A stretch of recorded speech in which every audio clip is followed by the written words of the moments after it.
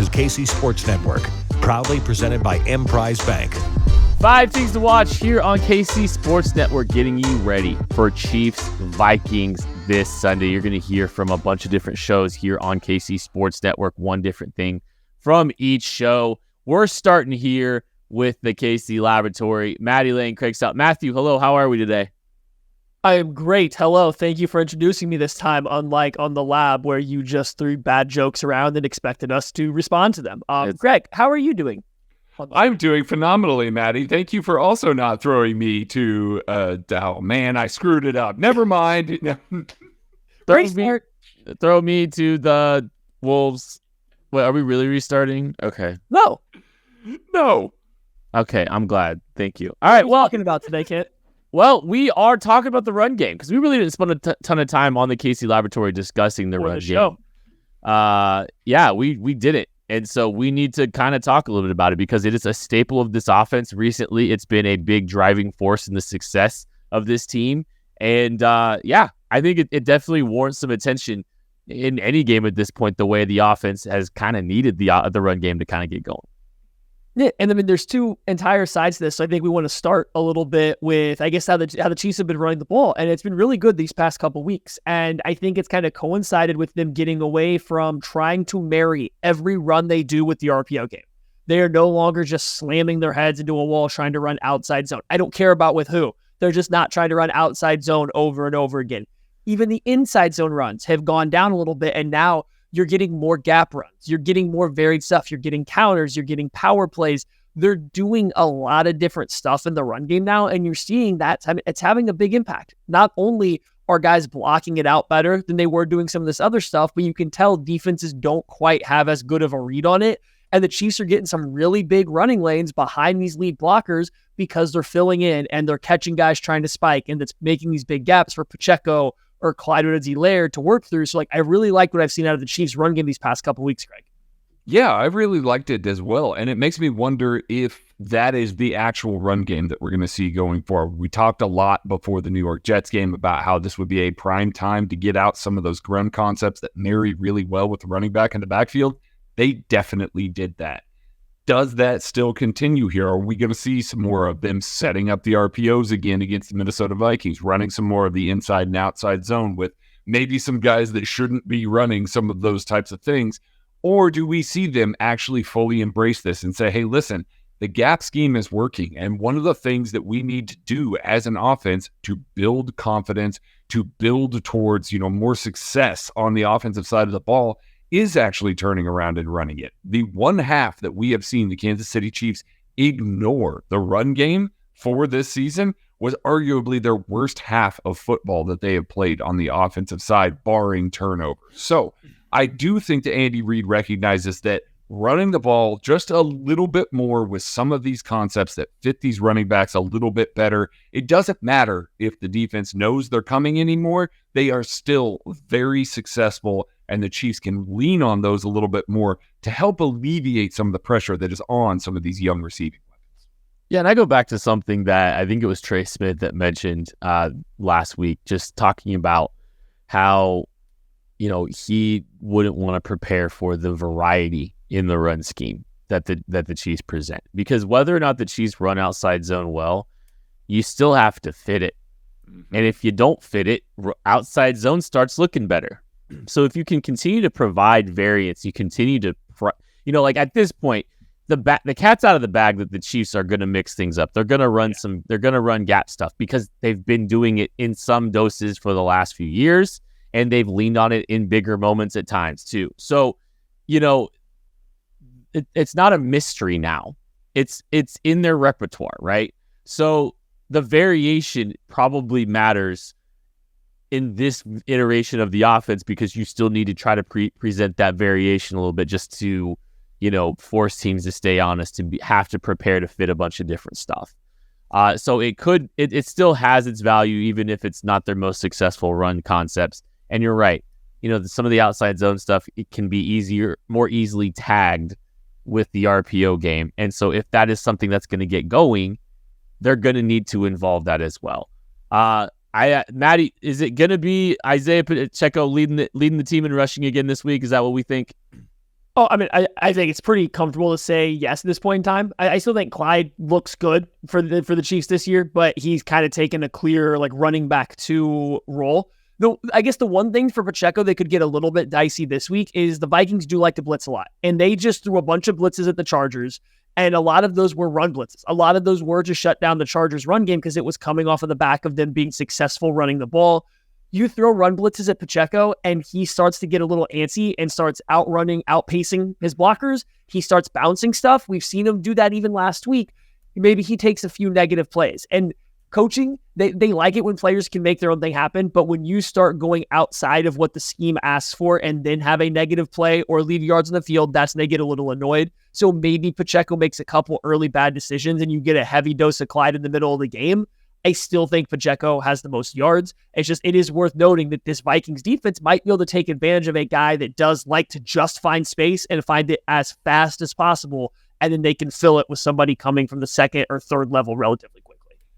I think that we're going to see a big Clyde Edwards-Helaire game. I think that we're going to see him do enough. And a big game for Clyde Edwards-Helaire is not necessarily going to look the same as last week's Isaiah Pacheco game. Maybe it's a game where he goes for 65 yards and a touchdown, catches a ball in the air, makes a couple guys miss in the passing game a little bit. I just feel like this is one with the Minnesota Vikings defense being as aggressive, getting downhill as quickly as they want to, and trying to really attack in a way that maybe doesn't make them the most gap sound. The guy that makes this offensive line right the most in Clyde Edwards-Helaire maybe makes the most sense to try and rack up a few more yards, take advantage of some of the over pursuit that's happening, and really hit the holes in the ways that it should be. This offensive line still got to block it up well for Clyde, but I do feel like there are more opportunities for him to maximize yardage behind this offensive line than maybe a guy like Isaiah Pacheco, who can rip off a big long one at any point in time here, and certainly a valuable asset as a RB1.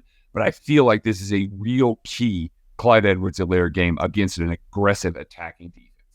I'm curious just to see in the running back rotation too how much Jerick McKinnon even gets involved. He's been at a very low snap count percentage over the first 4 games of the season.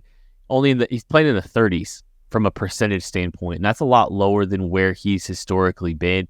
Maybe a little bit to manage the pitch count a little bit, but interestingly enough, he's been in a lot more special teams this year too. So kind of a fascinating usage by Jerick McKinnon. I don't know how much he's going to factor into the run game this week, but I do think as the season gets on, you're going to start seeing him get involved a little bit more in some of the more crucial areas of the game because of his pass protection capabilities, because of his pass catching abilities as well, and just how reliable he's been in the past. So maybe just trying to manage his load a little bit. But yeah, I think it's Pacheco leading the way again. I think he's going to wind up leading the team in rushing, and hopefully it's not Patrick Mahomes either. Yeah, and I mean this is what we're watching for this week, right? This run matchup against the Minnesota Vikings, probably one of the better run defenses the Chiefs have faced up to this point statistically. Can they have the same level of success they've had the past few weeks? That's what we're looking at. But we got other people watching for other stuff. Let's head on over to Only Weird Games, and they're gonna break down somebody that's maybe been struggling these last couple weeks for us. Thank you, Matthew. Only Weird Games here to talk about the slumping Patrick Mahomes.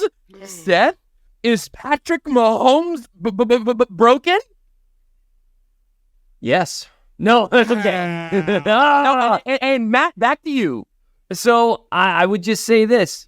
Patrick Mahomes coming off an uncharacteristically very poor game. That was a poor game in a kind of a weird way. Had an incredible game against the Bears, made no mistakes. But then he had 2 games before that where he was good for him. Or no, he was good for normal. Yes, for Kirk Cousins, he was good. Yes. Yeah, for him, he was okay-ish. And I'm not talking statistically, of course. I'm talking, looking at the charting. He had 2 straight weeks of being decent for Mahomes. A fire-breathing dragon game against... It's hard to be you don't really need to be a fire... He was more like the kid with the magnifying glass burning ants. Yeah.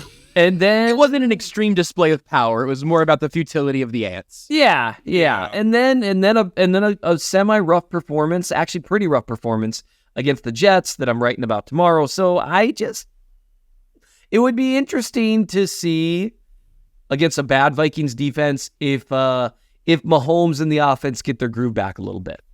You've already written about that, Seth. It's on the Chief in the North newsletter right now. Nate, how much of that is legit? How much of that is there a real reason behind? There's legitimacy to it just because his footwork was not great against the Jets. He understood that his offensive line wasn't performing well, so he had to use his legs probably more than he wanted. One thing that I'm interested in really seeing is, and obviously Seth alluded to this on Only Weird Games, but can Patrick Mahomes sort of improve his accuracy and decision-making in that intermediate to deep area of the field? Now, I know statistically he has 8 touchdowns and 4 interceptions, one of which is more on Kadarius Toney. Another one against the Jacksonville Jaguars, I believe, was just purely out of frustration, and you can just call it an arm punt. But having 2 interceptions that are fully on his sort of issue right now, I would tend to think that he needs to get back to playing just a clean game in the footwork, in the decision-making. And if the Chiefs don't turn the ball over against the Vikings, they will more than likely win. Of course, Patrick Mahomes touches the ball before every offensive play, we think, unless, Andy does something crazy. But otherwise, my thing is, does the accuracy improve from last week, and does Mahomes not put the ball in harm's way against a defense, like Seth said, that can give up yards based on what we've seen so far this season? Let's talk about the feet and the footwork and how the foot works, because it's pretty easy to forget. Patrick Mahomes has a sprained ankle. It's not a high ankle sprain, and I don't even know if he's on the injury report. He obviously has practiced fully for a while now. But we talked about this some on the show, and I think it's interesting looking at the turf at MetLife and figuring out if there's anything extra there. Obviously, Mahomes looked good when he was scrambling. When you're scrambling, you're just running. I mean, you are running and running forward, and you've done that motion a lot of times, I'm sure, with a sore ankle here or there. Seth, did you see anything, again, kind of in terms of the footwork? And also, I know the lab guys were talking and tweeting about this also, that when you say, hey, Mahomes has these little fadeaway throws, that could be about trying to take some pressure off the ankle. But also, even some of those short and intermediate throws didn't have Patrick Mahomes zip on them, right? Yes. It was weird because even normally when he's throwing these fadeaway looks, he still gets heat on the ball and has the arm talent to deliver accurately with heat. It's one of the things that separates him. Sunday, I mean, it really was multiple throws. They looked like ducks. It was weird. And so I'm curious to see, if he has another game where the velocity seems oddly lacking, I'm going to start to wonder about anything else going on. And again, I have no reason to think it was anything other than just a weird game. Yeah. And then, just for him, for one reason or another, because it just looked different from one quarter to the next. And so I'm curious about Mahomes just to see what he looks like out there, because he didn't look like himself. But then at the end of the game, he was scrambling and looked fine on the ankle. And so, had someone said, oh, yeah, he actually hurt his elbow, I would have been like, oh, that tracks. That checks out. So I haven't heard anything to indicate that he has, but that's why I'm going to have my eye on him. Again, he's been good this season. Mahomes is always terrific. The Jets defense that just gave him some problems held Josh Allen and company to 16 points. I mean, these are realities of the league. You're playing one of the best defenses in the league. So we'll see, because the Vikings are not one of the best defenses in the league. And maybe, just maybe, they blitz Mahomes to find out. Just Brian Flores blitz him just to see what it's like. There should be some kind of meme about that or something. Just really get a feel for what the quarterback is capable of with 5 or more. Hell, do an engage 8 just to make it fun for everybody. But if they blitz Mahomes and Mahomes struggles, that also could be an indicator of maybe this is, again, something we're not necessarily accustomed to. Blitz around and find out, Brian Flores. Easy for me to say. I thought I was going to nail the dismount, and it, is hard enough for me to speak in coherent sentences. But look, I've been trying to, drag Seth across this finish line for long enough. I am admittedly exhausted. Big week for Kadarius Toney. Big week. I'm going to say huge. Be a big week for Kadarius Toney. We're all on the same page more than the Chiefs' offense is. Back to you, Matt. Well, thank you, Josh. I'm glad you guys are on the same page, and hopefully the Chiefs get there too. We're going to get on with everybody else's things to watch this week. First, a quick little break. Thanks for listening to KC Sports Network. Make sure you download our new app. Find it on the App Store or Google Play. Just search KC Sports Network. And we're back. Thank you guys for coming back. We are here. We are going to now send it over to Outside the Trenches, where they are going to break down if there's a little bit of trouble in Trenchtown. All right, let's get into it. Outside the Trenches here, Nick Lecky, Big B, Brian Hanley. We've got a full crew this week. Super stoked to talk about the trenches on today's One Thing to Watch in our 5 things. We talk about the Chiefs' offensive line, and frankly, they're coming off a not very good performance against the New York Jets. I think it's pretty easy to pick on the one guy that's been spotlighted in it all, and even though he might not have had the penalties he's been spotlighted for, it might have been the worst game of his Chiefs career. Big B and Jawan Taylor did not play very well. What were your thoughts on the Chiefs' offensive line performance against the Jets and how they can kind of correct it against the Vikings? You know, it wasn't good when you think of pass protection per se, but they ran the football. Yeah. So I think everybody puts the big spotlight on pass protection. And it was bad. Let's just call it what it is. It was bad. Jawan Taylor, he was bad. But they were able to run the football. And I don't care what anybody says. You can't run the football if your offensive line's playing bad. You just can't do that. It's impossible to do. So when you look at both sides of it, I would still give them maybe a C minus for the day. But they were able to run the football. So it wasn't great, but it may not have been as bad as what a lot of people thought. You know, I think for me, if I'm looking at one to watch, I'm going to see what the Vikings can do with this offensive line. It's been not so great. They're also without their center, Garrett Bradbury, and I think he's going to make a return. And I believe he's a Remington winner, if I'm not correct. I know he's had some back issues. And why I'm also focusing on this offensive line is because last week they signed Mr. K-State, Dalton Risner. That's true. So I think, he's going to make an impact. I don't know what happened if they overemphasized the shove on the sideline to the backup quarterback last year in Denver. And it's like, first of all, do the backup, stay away. We're doing work over here. Don't come over here and try to give me some rah-rah speech when the season's in the tank. I don't need that nonsense. But I think Dalton Risner is a fantastic guard, and I think he's going to bring a lot of value. And he's fresh legs, and he's a veteran. And he's got a point to prove. He's going to make some money. Absolutely. Couple of notes that I made about that Vikings offensive line. Tied for 19th in pass block efficiency. That's a metric from Pro Football Focus. And as much as we've talked about the Chiefs not being very good in pass blocking, the Chiefs are tied for 13th, so the Vikings are even worse when it comes to pass blocking proficiency, according to PFF. And an interesting nugget I found about the Chiefs offensive line is they're tied for 11th in pressures allowed. That's a lot of pressures being allowed. But they've got 46 to only 1 sack.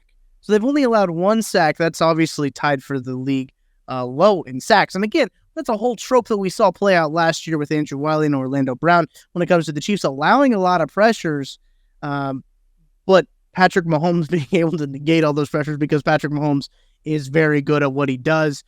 We can talk about a lot of all those pressures, like the time of what those pressures come from, where there's a whole nuanced conversation you could have about wide receivers getting open if he's having to stay in the pocket for longer, if more pressures come that way. Sure, we can have that conversation, but the offensive line is going to need to step up as Donovan Smith tied for 9th in pressures allowed. Vikings got themselves a guy who's allowing a lot of pressures as well, who Ed Ingram is also tied with Donovan Smith, 10 pressures being allowed this year. He's tied for 9th in the NFL.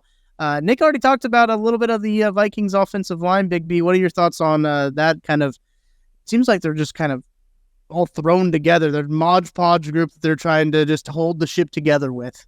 Yeah, I mean, and that's true. And the thing about Minnesota is they don't really run the ball very well. Now, I know they had a decent game last week. But they don't really run the ball either because they want to drop back and throw the ball. Let's just call it what it is. They want to throw the ball a lot.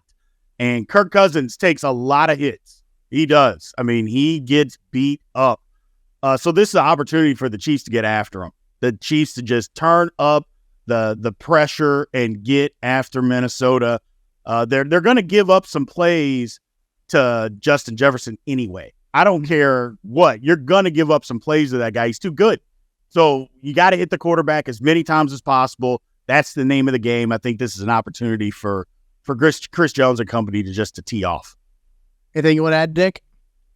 I think this will definitely be one of those games where the defense will get it right, like they do. And I think, you can maybe rest some people too. if you're hurt, like you can sort of roll the dice and say, hey, look, I know you're not full strength, but this would be that game where you'd be like, let's sit this one out. Let's do the opposite of what they're doing in Cincinnati. Let's not try and force any issue here. And so just because the Vikings are that whole NFC North, right? Like what's going on, right? They were held together by Aaron Rodgers, and now that he's not there, they're not even scary anymore. Right? They don't frighten me. Khalil Mack's not even there anymore. He's the last great player I could even think of from all four of those teams, right? Detroit's the new kid in town up there. So yeah, Vikings, now you're like, okay, they could beat you, right? But it's a low probability. Absolutely. They've got so much turmoil. They do, and it's going to be really interesting. I don't think the defensive line of Jonathan Bullard, Harrison Phillips, Dean Lowry, and Daniel Hunter is going to be anything like the defensive line they just faced in the New York Jets. So I don't think there's going to be many defensive lines they're going to face like the New York Jets. So hopefully a get-right game. We'll say that in air quotes, a get-right game for the Kansas City Chiefs offensive line. Let's go ahead and send it back for more 5 things. You can hang out with us on Outside the Trenches every Wednesday night at 9 p.m. Catch us after the fact wherever you listen to your podcast. Let's send it back to you. There we have it from the guys. Got to pay attention to the trenches. Hopefully Chris Jones can show up a little bit more impactful this week. Groin's feeling a little bit better and he's back out there. But next, we got to jump to the defensive side of the ball. We're going to go over to Shawn Barber and talk about some stuff the defense can do to hopefully slow down this Vikings offense. Hello, this is Shawn Barber from The Process. And my one thing to watch as we prepare for the Minnesota Vikings is understanding how to do your job. Defensively, when you're facing a team with as many offensive weapons as the Vikings have, and they got weapons all over the board. They have all-pro Jefferson. They have KJ Osborne. They got a phenomenal rookie in Addison. Hey, one of the best, top 5 tight ends in Hawkinson. And they got a quarterback that can get it to him in Kirk Cousins. And they have Madison and Cam Akers at running back. So I've just named off almost 8 weapons. Defensively, how do you defend a team with so many weapons? Do your job at all 3 levels. D-line, you got certain gaps you're responsible for. Rush lanes, pass rush lanes. Linebackers, there's certain man-to-man coverage, zone coverage. And then DBs, we got to be a top-down defense. We can't give up touchdowns. You can give up a first down, but not at the sake of a touchdown. No big passes. Make them keep snapping the ball. Historically, the Minnesota Vikings, because of their lack of attention to detail on their offensive line, has been porous. They've been allowing some pressure to create some untimely throws and decision-makings by Kirk Cousins. So with that, I think that if everybody does their job, we will be successful on defense and therefore win the game. For more on this, I brought in my son. This is one of my sons, Deacon Barber. He's a 9th grade football player at Blue Valley, and he's going to talk about how, as a wide receiver, it's important to do your job even when you're not the targeted receiver.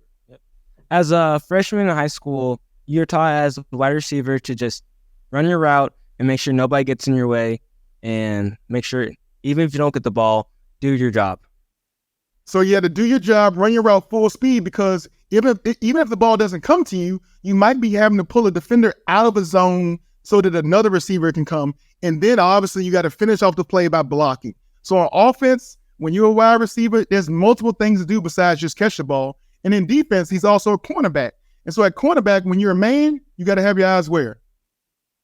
On man defense, on your man. And on zone, you got to know. On the quarterback. On the quarterback, know your zone. So no matter what you do on the field, you're always one of 11. It's not an individual sport. It's a team sport. Together, everyone achieves more. So by that, the Chiefs defense, do your job. Know your responsibility. And that is my key to success when it comes to the Kansas City Chiefs playing the Minnesota Vikings. Back to you.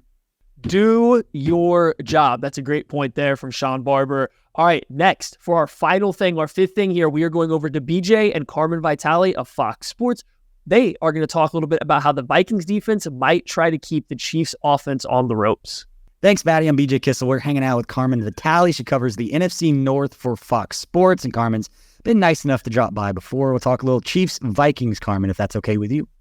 Yeah, absolutely. Let's do it. All right, let's talk Vikings specific, because you cover obviously one of the 4 teams that you cover. What are the top storylines for the Vikings at this point in the season going into this game on Sunday against the Chiefs? Well, coming off their first win in Carolina, you're starting to see this defensive system under Brian Flores take hold a little bit. Harrison Smith is the first one to benefit from that, which makes a lot of sense because of the fact that Flores told me before the season started that this defense was going to go through Harrison Smith and Jordan Hicks, the two vets.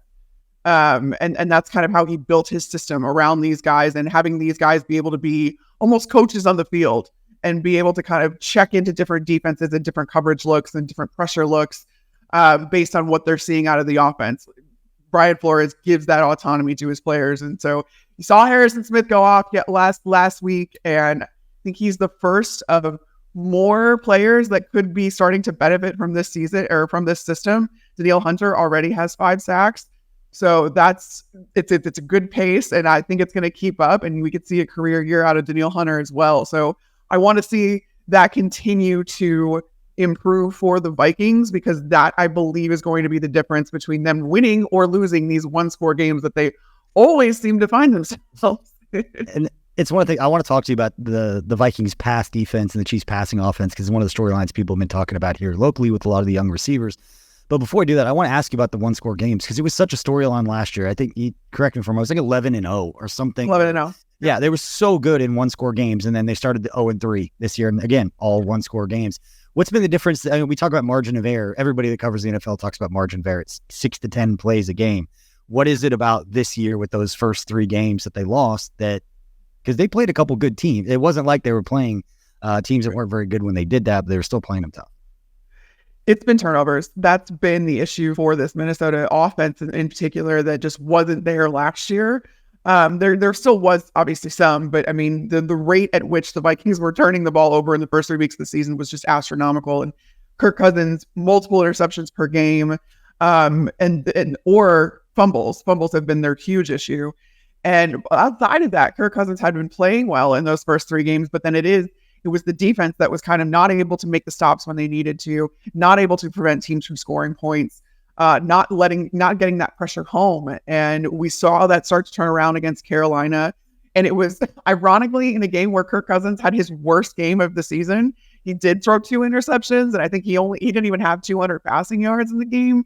But again, this is where the complementary football aspect of the Vikings kind of came into play, and they were finally able to eke out one of these one-score games because of their defense and start winning because of their defense. And I think that when one side of the ball kind of struggles, you need to pick it up with the other side. So that's what they did so well last year.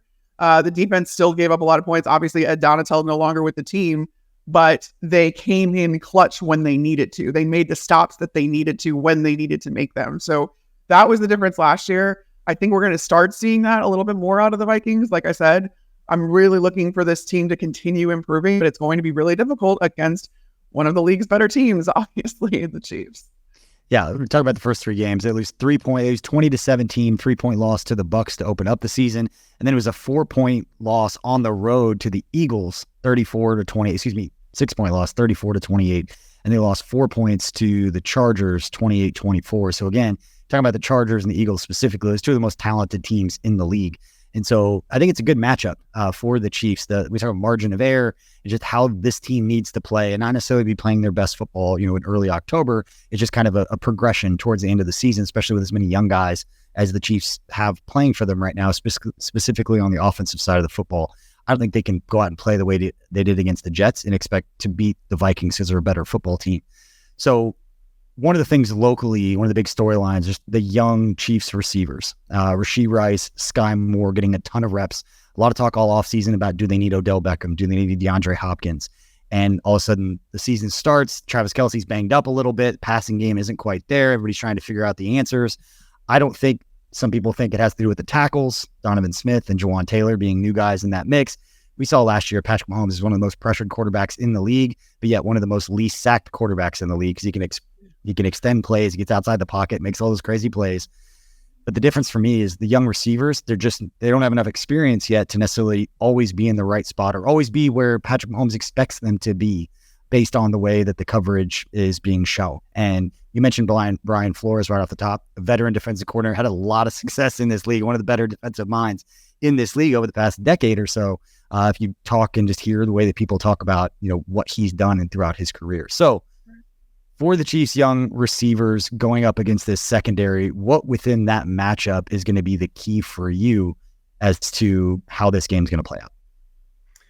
I really do think a lot is going to depend on Patrick Mahomes and if he has established a rapport with these guys and is able to make things happen when the play breaks down. Because I do think that Brian Flores, again, with Harrison Smith now in the defensive backfield, he's kind of the captain of that defensive backfield, makes everything go. There's nothing he hasn't seen either. He's a very cerebral player. He's very good at anticipating what offenses are trying to do and how to counter them as a defense. So they're going to be in the right spots. And even though Byron Murphy has been doing well for the Vikings, I don't think it has been as good as you need him to be. You have a Caleb Evans that's now, he battled through some concussion issues last year, but he's playing opposite Byron Murphy, and they're okay. It's okay. But a lot of Brian Flores' system is predicated on getting pressure up front, and that pressure has not been getting home up until kind of this last game. And that's made it so there's a lot more stress on the defensive backfield. And the way that Mahomes can kind of improvise and make these defenders have to stay on their guy for 4, 5, 6 seconds, that's really difficult for defenders to do.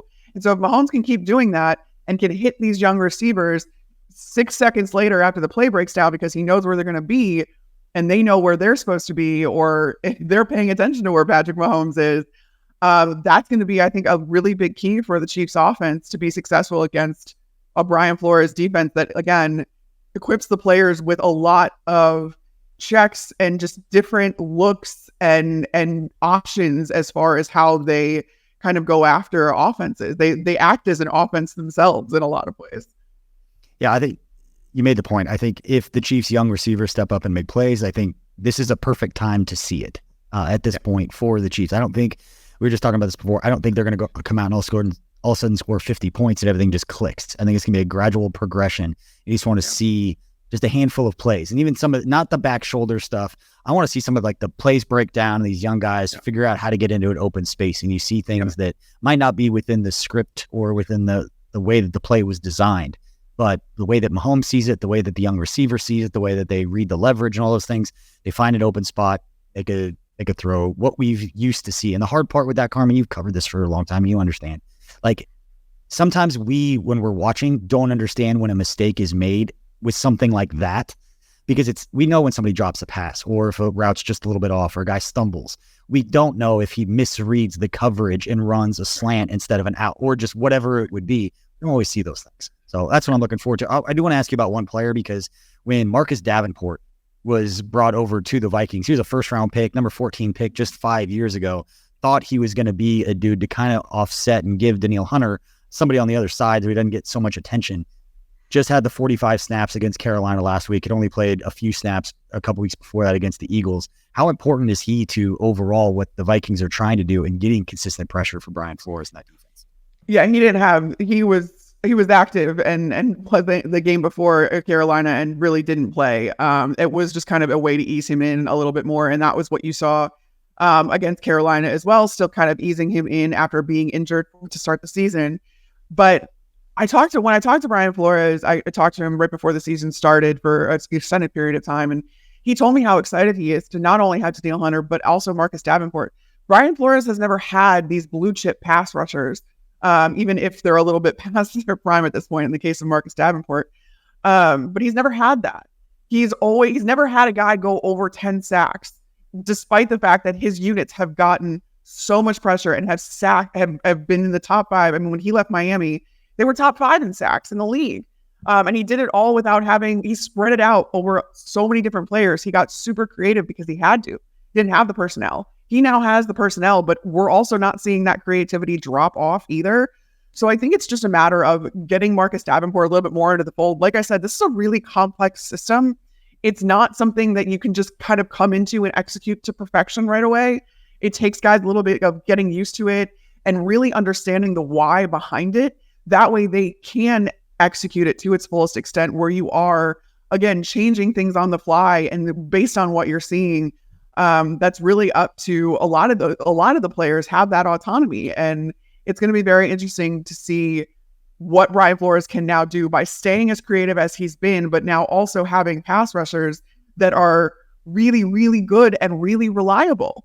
So I expect a better game from Marcus Davenport, and I expect between Danielle Hunter and Marcus Davenport them to really stress that Chiefs offensive line and make them make some really hard decisions, especially with some of these pressure looks that, I mean, Brian Flores is putting no defensive linemen and just all outside linebackers up on the line of scrimmage in multiple situations. I mean, his fronts are just insane.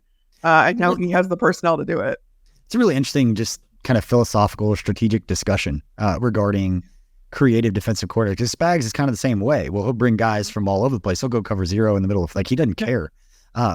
How much of that is by design or how much of it's by necessity because you have to be creative to get pressure because you don't just have dudes where you can just line up 4 and get pressure. The Chiefs saw that a few years ago in a Super Bowl that you had a good view from when you were working for the Bucs, where you didn't need to blitz anybody because you're getting home with 4. There's no point getting super creative. Just line up and beat the dude in front of you. It's going to be really interesting too, just because Patrick Mahomes is so good against the blitz, and Brian Flores. I mean, the Chargers game 2 weeks ago, I think he blitzed on over 81% of Justin Herbert's dropbacks. So that's not going to work against Patrick Mahomes. It didn't work against Justin Herbert, to be clear. Justin Herbert still did phenomenally in that game. But I'm going to be very interested to see just what the game plan is and how that differs from what we've seen so far out of Brian Flores. I mean, he has over a 60% blitz rate on the season. So that's going to be very interesting, just given the fact that you really can't blitz Patrick Mahomes. But that was, going back to our earlier discussion, that was Patrick Mahomes with receivers that he knew like the back of his hand, that knew him like the back of their hand. It's a great point. So now this is where that kind of comes full circle, where if these young receivers are on the same page with him and the play breaks down and they can find ways to get open, Pat's going to buy them time, even against the blitz. But are they going to be in the right places? It'll be going to be a very interesting game. I'll take you that point and I'll raise you a Jet McKinnon, going back to his old stomping grounds up there in Minnesota. Not the same stadium, but up there is, we're waiting. We're waiting for him to get probably second half of the season. Andy Reid playing chess with all the play calling and all that stuff. He'll hold stuff back, but interesting to see how it all plays out. But Carmen, thank you so much. Let the fine folks listening or watching this, let them know where they can find your content, because a lot of people, if you like the NFL and not just the Chiefs, make sure you're checking out Carmen's stuff. It's always good. Where can they find it, Carmen? Thanks. FoxSports.com is where all my articles appear. Follow me on Twitter and Instagram and even TikTok. That's where you'll see all of my various appearances on podcasts and television appearances and all that kind of stuff at Carmi B. You're a little bit of everywhere all the time. Every time I get on there, you're all doing some other national show. It's awesome to see. Good to see good people doing good, big things. So thank you so much. And Maddie, we'll send it back to you. Oh, thank you guys. Yes, hopefully the Chiefs offense has some answers for what the Vikings defense might try to do, and they can get back on track this time. All right, that's it. That's 5 big things that you got to watch for this weekend coming up for this game. Chiefs, Vikings coming up this Sunday. It's your late afternoon game for the vast majority of the country. It should be a good one. We appreciate everybody listening to this. And now as for Sunday, in the morning, check out the Sports Radio 810 pregame show. That kicks off before all the NFL games start. Get yourself ready. And then afterwards, after the Chiefs-Vikings game concludes, make sure you come back in here, hang out with us. We'll be going live from the Kingdom Bar immediately following the finish to the Chiefs-Vikings there in the evening. We will appreciate it if you guys come back, come say hi, tell us your thoughts about the game. Until then, go Chiefs, and we'll see you then.